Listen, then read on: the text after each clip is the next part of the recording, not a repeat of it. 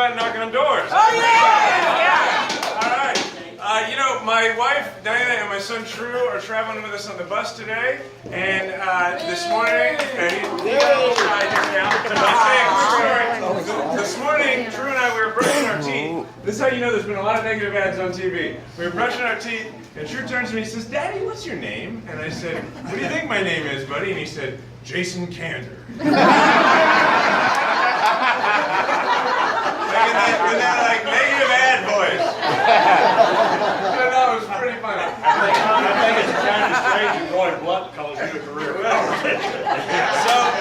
So look, I so much appreciate it. I'm not going to take that long because I know that as long as I'm talking, you're not out there knocking on doors. So we're not going to go that long. But I deeply appreciate everything that you're doing.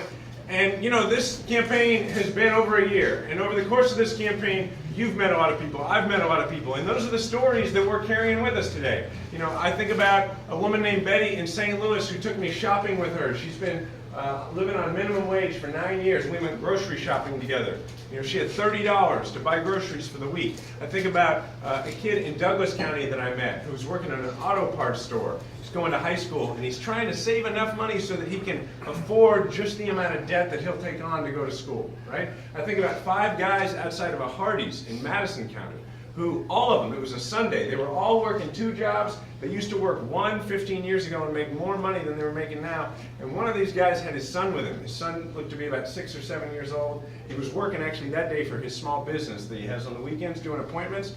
And it was clear the reason his son was with him is so that he'd have a chance to see him at all, right? Yeah. I think about all the folks I've talked to across the generations who are dealing with the student loans that they have or the student loans that a child or a grandchild has.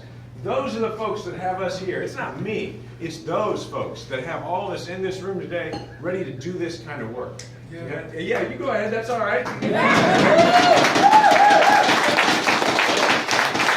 so they're not here to tell you how much they appreciate it, but I'm here to tell you on their behalf how much they appreciate it, because we really do. That is what it is. It's about the middle class, and it's about the folks working hard to get into the middle class. That's why we're here.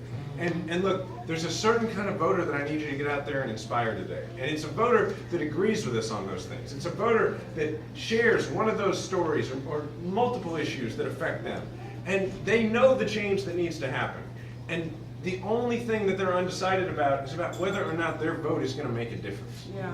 And you're the person who's going to show up at their door or call them on the phone, and you're going to give them your testimony as to why you're taking the time to do that. And that is what is going to motivate that voter who shares our values already to show up and vote. That ultimately is why what you're doing is so important. And as you're out there and you're knocking on doors in Joplin today, that's the voter that you're trying to find, and you will. You're going to find a bunch of them. And then your job is to just make that argument to them about why you care so much about this, and therefore why they should too. And here's where we are in this race right now. I'll tell you, and just a quick analogy for you. We are at the point in this race now, we've been working a long time. This race is tied.